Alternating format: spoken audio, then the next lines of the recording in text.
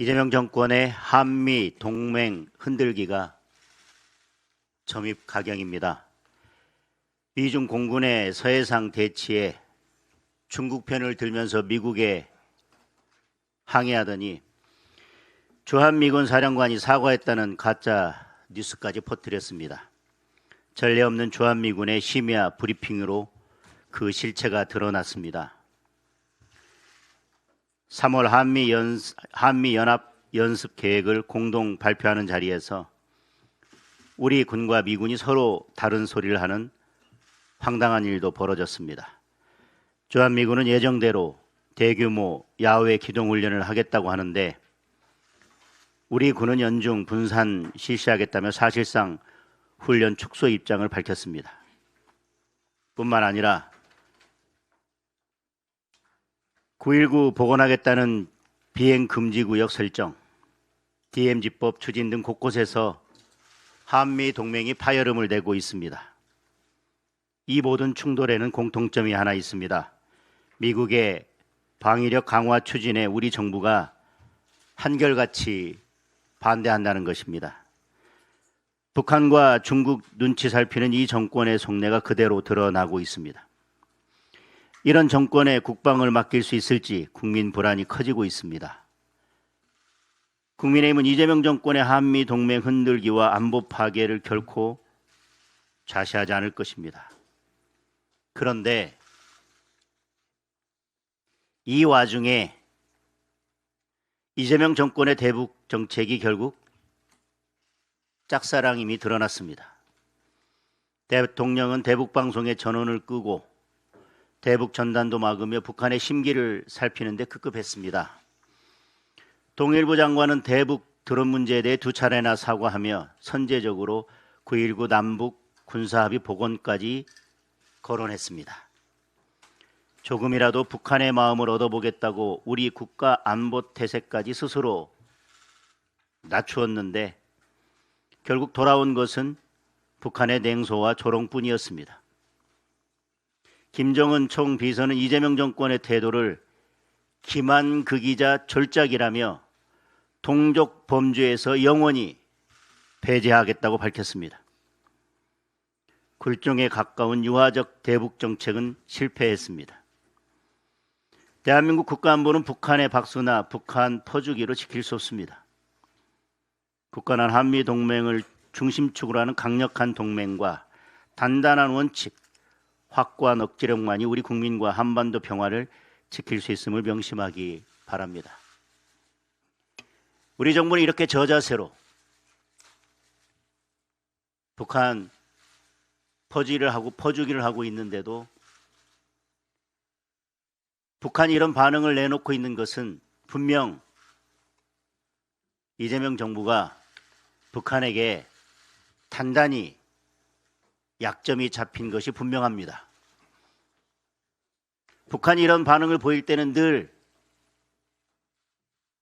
무언가 달라고 요구할 때 이런 반응을 보여왔습니다. 무엇을 줘야 하는지, 무엇을 주고 있지 못한 건지, 국민들이 알지 못하는 무슨 뒷거래를 하려고 하는 것인지 국민들께 명명백백하게 밝혀야 할 것입니다. 더불어민주당이 끝내 법 왜곡죄를 본회의에 상정했습니다. 대법관 증언과 재판 소원제도 차례로 처리하겠다고 합니다. 이재명 정권과 개딸들을 제외하면 모두가 반대하는 법안들입니다.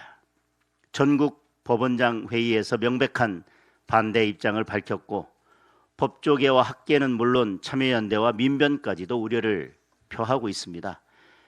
국민투표법 개정안에는 부정선거 주장하면 10년 징역에 처한다는 입틀막 조항을 끼워 넣었습니다. 국민이 걱정하는 선거 부실 관리를 고칠 생각은 하지 않고 이를 지적하는 국민들을 감옥에 보내겠다는 것입니다. 우리 당이 7박 8일 필리버스터로 맞서고 있지만 사실상 법안 통과를 막을 길이 없는 절망적 상황입니다. 이재명 정권이 가려는 길은 분명합니다. 헌정 질서를 무너뜨려서라도 이재명을 방탄하고 반대 세력을 괴멸해서 일극 독재 체제를 완성하겠다는 것입니다. 2026년 대한민국에 나치 독재의 망령이 되살아나고 있습니다. 베네수엘라에서 보았듯 독재의 끝은 처참한 민생 파탄입니다. 이재명 독재를 막는 것이 나라를 구하고 민생을 지키는 길입니다. 어제 이재명 대통령이 무안공항 빨리 재개항하라고 지시했습니다. 이유는 지역 관광 산업이 어렵다는 것입니다. 대통령은 자기 마음대로 유가족도 이해할 것이라면서 유가족과 협의를 잘 해보라고도 했습니다. 179명 희생자 유가족들의 마음을 찢는 발언입니다. 아직도 콘크리트 둔덕의 진실은 전혀 밝혀지지 않았습니다. 국정조사에서 질타를 받고도 수사는 여전히 제자리 걸음입니다. 누구 한 사람 처벌은커녕 구속도 되지 않았습니다. 노무현 문재인 정권의 책임자들 모두 모르쇠로 일관하고 있습니다. 지금도 유가족들은 무안공항 차가운 바닥에 텐트를 치고 진상규명이 이루어지기를 기다리고 있습니다. 네 분의 유가족은 끝내 진상규명을 못 보고 눈을 감으셨습니다. 그런데도 대통령은 정치적 이득 앞에 잔인할 정도입니다. 세월호 때, 이태원 참사 때와 달라도 너무 다릅니다. 이재명 대통령에게는 참사도 정치 소재일 뿐입니까? 무안공항의 문을 열려면 진상규명과 책임자 처벌이 우선입니다. 경찰 수사로 안 된다면 특검이라도 해야 합니다. 국민의힘은 무안공항 참사를 결코 잊지 않고 진실을 밝히기 위해 끝까지 노력할 것입니다. 예, 최고위원 신동욱입니다. 일본의 군국주의 망령이 극단으로 치닫던 2차 대전 말기에 일본이 만주에 731 부대라는 최악의 반인권적인 화학 부대를 만듭니다. 국가를 위해서라면 또는 천황 한 사람을 위해서라면 어떤 일도 할 수 있다는 비뚤어진 국가주의가 낳은 참사였습니다. 그 731 부대를 소재로 해서 최근에 경성 크리처라는 괴물 영화가 개봉돼서 드라마가 개봉돼서 큰 인기를 끌었습니다. 그 731 부대의 실험 과정에서 태어난 괴물이 결국은 우리 스스로를 파괴한다는 그런 영화입니다. 제가 이 말씀을 드리는 이유는 지금 민주당 안에서 괴물이 자라고 있습니다. 우리가 잘 모르고 있을 뿐입니다. 지금 저희 국민의힘 국회의원들이 국회 본회의장에서 법 왜곡죄라는 기상천외한 법을 반대하는 필리버스터를 진행 중입니다. 법관이 본인들의 마음에 들지 않는 재판을 하면 법 왜곡죄로 처벌하겠다는 것입니다.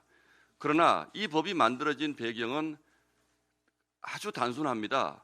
이재명 대통령의 공직선거법을 파기환송한 대법원을 겨냥한 것이고 앞으로 닥쳐올 수많은 이재명 대통령의 사법 리스크를 방어하기 위해서 사법부를 급박하는 것에 지나지 않습니다.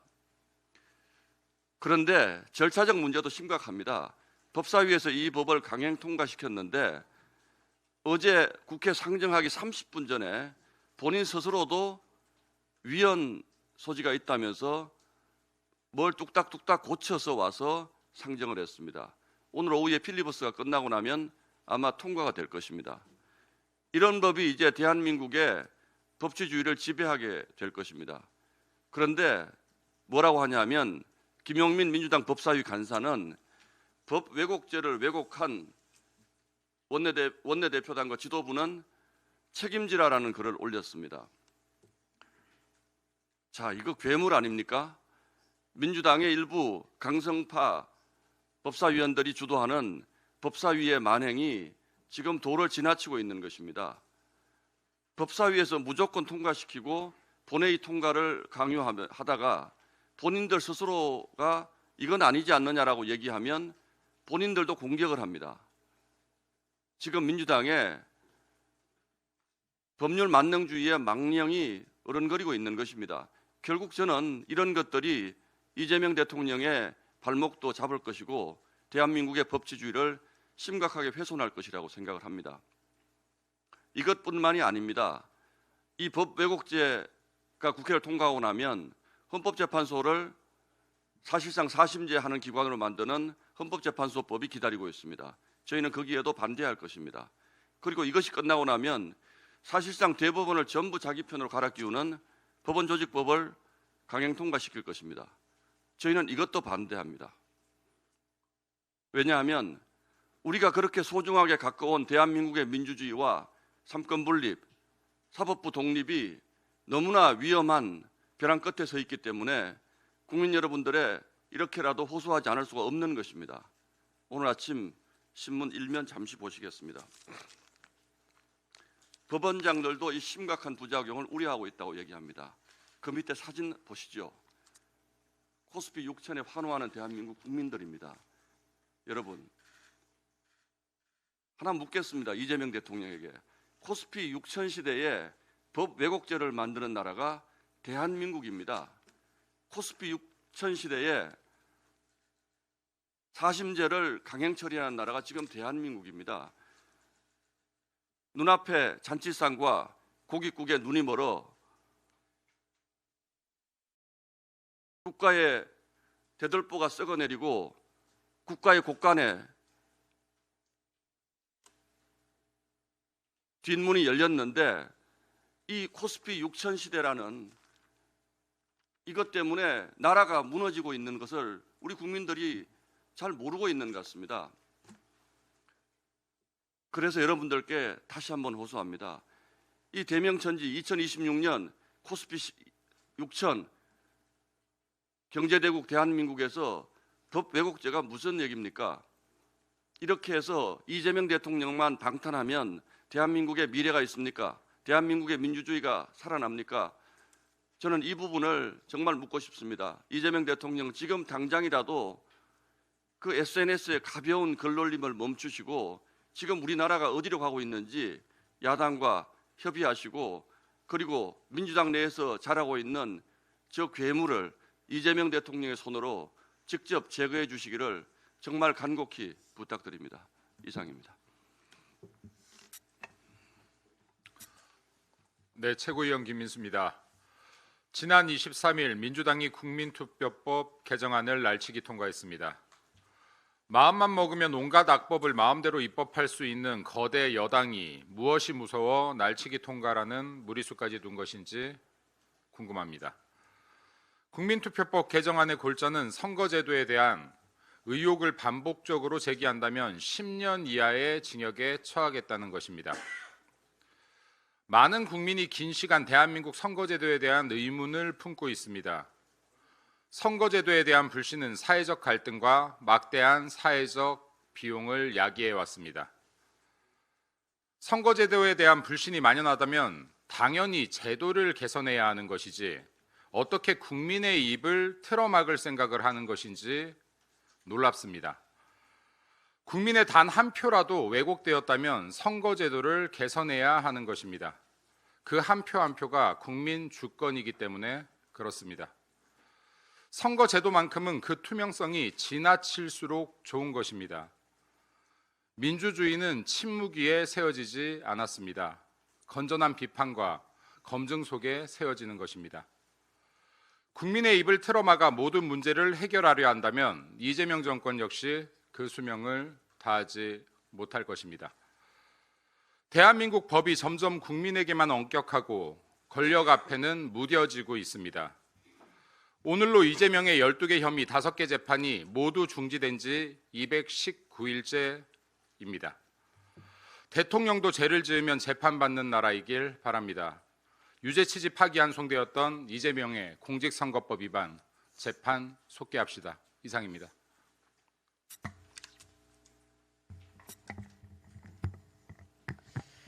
네.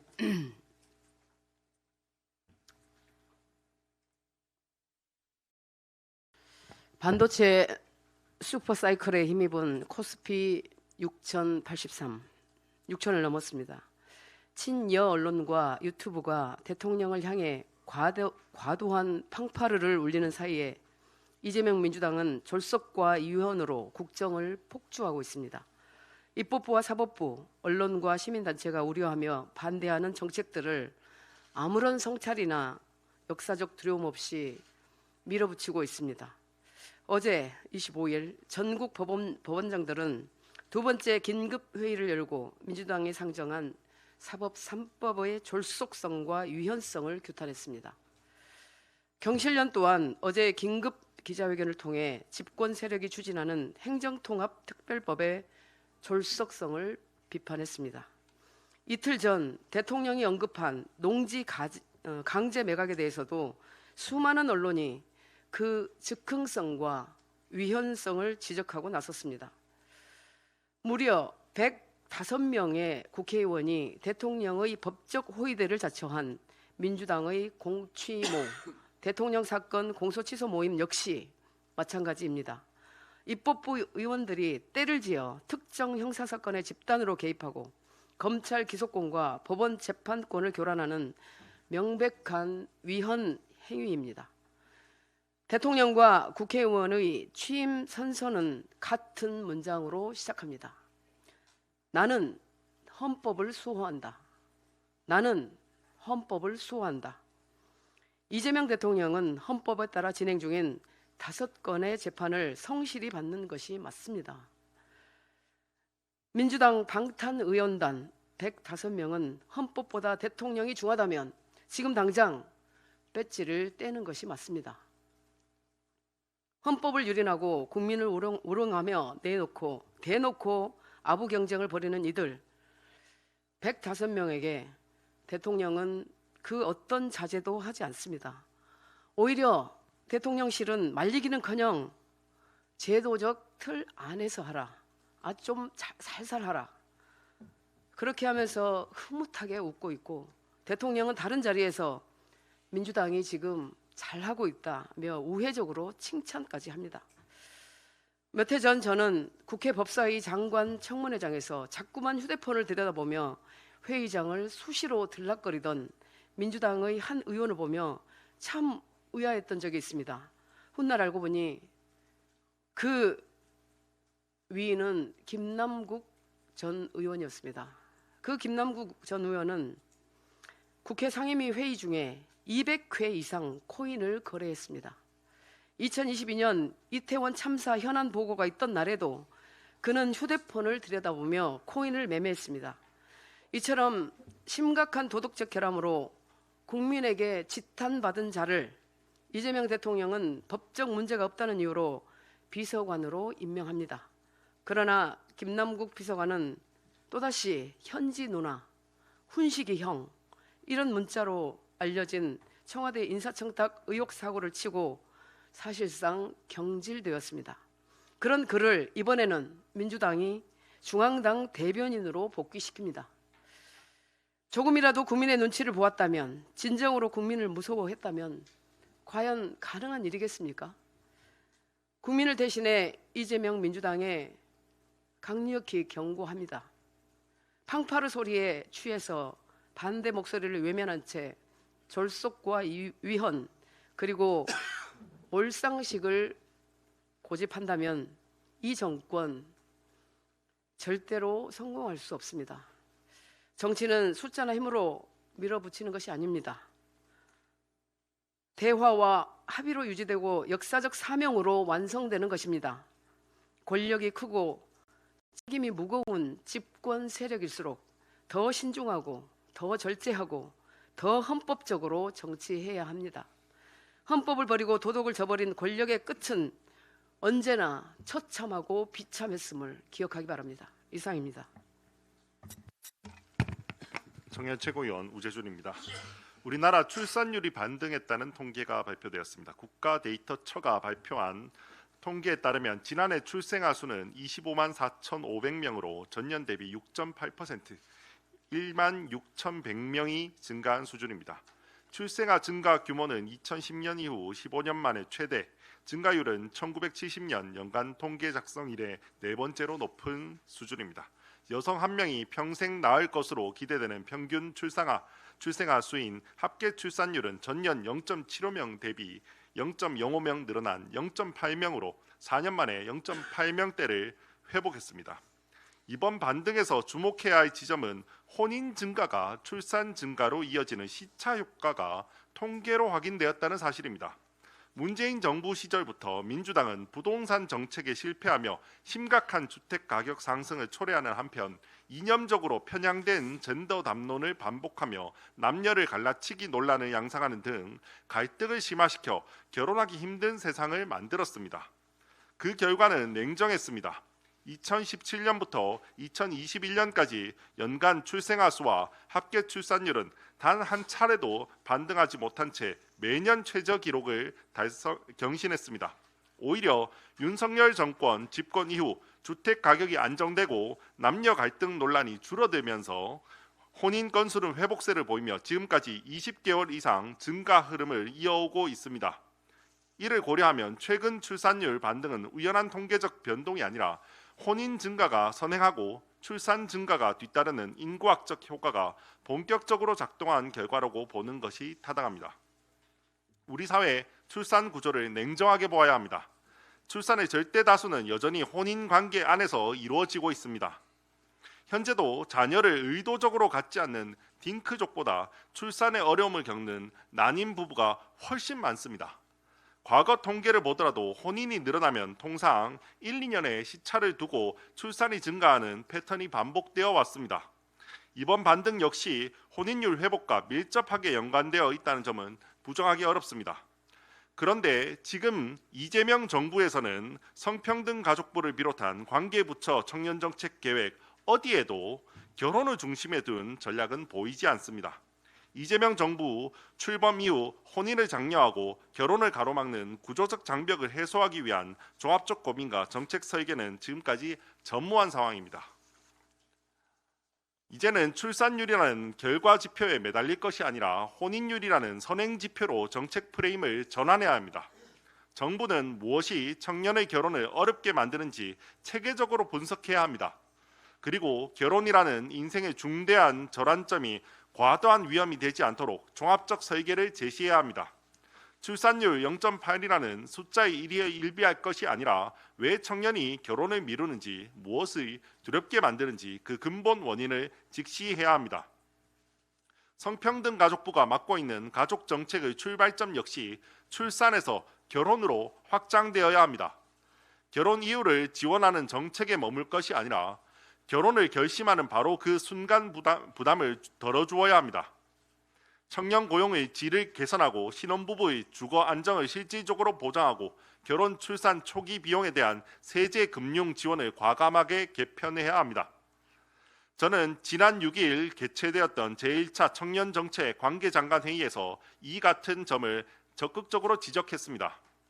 다행히도 김민석 총리는 앞으로는 저혼인에 대한 원인 진단과 대책을 마련해 보자고도 했습니다. 앞으로 이 같은 논의가 실질적으로 이루어질 것을 기대합니다. 이상.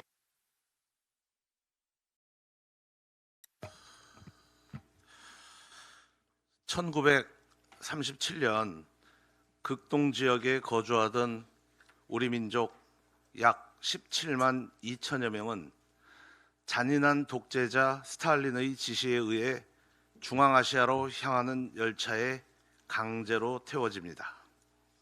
그 과정에서 5만 명 이상이 사망하고 타슈켄트 지역 우슈토베에 버려진 생존자들은 추위와 굶주림으로 짐승과 다를 바 없는 삶을 살게 됩니다. 어디로 가는지, 왜 가는지도 모르는 열차에 강제로 태워졌던 고려인들의 처지가 새삼 오늘에 다시 떠오릅니다. 89년이 지난 2026년 우리는 민주당이라는 입법 폭주족이 운전하는 형사사법질서 파괴라는 폭주 열차에 강제로 태워집니다. 언제, 어디서, 어떻게 추락할지 모를 운명을 우리는 겪어야 합니다. 중앙아시아행 열차는 다른 나라의 국가 폭력에 의해서 강제로 태워지는 운명이었다면 오늘의 형사사법질서 파괴 열차는 자기 나라의 입법 폭력에 의해서 강제로 태워진다는 점이 더 참담하고 두려운 운명입니다. 형사사법 체계는 국가를 지탱하는 기둥입니다. 민주주의라는 사회 시스템을 지키는 마지막 관문입니다. 이재명 정부와 안하 무인의 민주당은 이제 그 기둥을 아예 부러뜨리겠다고 팔을 걷어붙였습니다. 검찰청 폐지에 이어 법 왜곡죄, 대법관 증언법, 재판소원법의 사법 파괴 3법을 그동안 그들이 도덕적 수치심 없이 해온 것처럼 숫자의 힘으로 밀어붙이고 있습니다. 기둥이 무너진 국가는 붕괴될 수밖에 없습니다. 이제 우리는 사회 시스템 붕괴로 가는 폭주 열차에 강제로 태워지게 됩니다. 특히 심각한 것은 법 왜곡죄는 사법부의 모든 판사들을 권력을 사용하여 언제든 범죄 피의자로 만들 수 있는 최악의 위험한 법입니다. 또 국민투표법은 권력 구조를 다시 짜는 개헌 준비를 통해 민주당 일당 독재와 계속 집권의 음모가 의심되는 법입니다. 망가진 사법 시스템에 의한 사회 시스템 붕괴 위험은 지금 당장은 실감나지 않을 수 있습니다. 하지만 앞으로 언제 어떤 방식으로 우리의 삶이 파괴될지 아무도 모르는 위험이 도사리고 있습니다. 결국 숫자의 힘으로 이 법들이 통과된다면 어쩌면 우리는 언제 터질지 모르는 시한폭탄을 끌어안고 사는 것임을 명심해야 할 것입니다. 훗날 역사는 대한민국의 사법 질서는 입법부와 행정부를 장악한 무례배들이 그들의 전리품으로 만들면서 완전히 망가졌다고 반드시 기록될 것입니다. 이상입니다. 정책위 의장입니다. 이재명 대통령이 농지 매각 명령을 강하게 밀어붙였다가 과도한 재산권 침해라는 비판이 거세지자 상속 농지와 고령 유휴 농지는 제외하겠다고 다시 말을 바꿨습니다. 정책을 충분히 검토하지도 않은 채 툭 던졌다가 여론 약화되자 주워 담는 모양새입니다. 국가 정책은 실험도 아니고 장난도 아닙니다. 이런 오락가락 행보에 국민들만 불안해집니다. 지금 농촌은 농지 자체가 움직이지 않는 구조적 위기에 직면해 있습니다. 상속 농지와 고령 유휴 농지는 팔고 싶어도 팔지 못한 채 묵혀 있고 농촌 고령화와 인구 감소로 실제 경작자는 줄어들고 있습니다. 농지 거래 회전율이 1% 수준까지 떨어졌다는 결과는 지금 농지 시장이 얼마나 경색되어 있는지를 보여주는 분명한 신호입니다. 대통령께서는 단순히 상속농지와 고령 유효농지를 매각명령 대상에서 제외하는 수준에 머물러서는 안 됩니다. 이제는 상속농지와 고령 유효농지가 실제 경작자에게 넘어가도록 정책의 방향을 분명히 전환해야 합니다. 거래규제 합리화, 임대 위탁 경영 활성화, 농지 중개 기능 강화, 인구 감소 지역 맞춤형 규제 조정 등 농촌을 살리고 농지의 흐름을 되살리는 근본 해법의 정책 역량을 집중할 것을 촉구합니다. 국민의힘은 이러한 농촌 현실을 반영해 농지법 개정을 추진하겠습니다. 한미 간 불협화음 문제에 대해서 저도 한 말씀 덧붙이겠습니다. 주한미군이 심야에 공식 입장문까지 내면서 우리 정부 설명을 공개 반박한 것은 매우 이례적입니다. 동맹 간 메시지 충돌은 결코 가볍게 볼 사안이 아닙니다. 자칫 양국의 군당국 간의 불필요한 갈등으로 번질까 우려스럽습니다. 최근 최근 흐름은 더욱 심상치 않습니다. 미군 단독 서해훈련, 비행금지구역 재설정 문제, 연합훈련 축소, 안보협의 지연까지 동맹의 조율이 흔들리는 신호가 이어지고 있습니다. 안보는 신뢰의 문제입니다. 작은 균열도 전략적 부담으로 돌아올 수 있다는 점을 명심해야 합니다. 그런데도 이재명 대통령은 이 문제에 대해서 지나치게 조용합니다. 한미동맹은 대한민국 안보의 축입니다. 균열 신호가 감지되는 상황이라면 대통령이 직접 입장을 밝히고 군 지휘부에 분명한 기준과 방향을 제시해야 합니다. 대통령께 촉구합니다. 한미동맹의 굳건함을 분명히 하고 군 당국 간 오해와 충돌이 없도록 적극적인 조율과 지휘에 나서기 바랍니다. 이상입니다.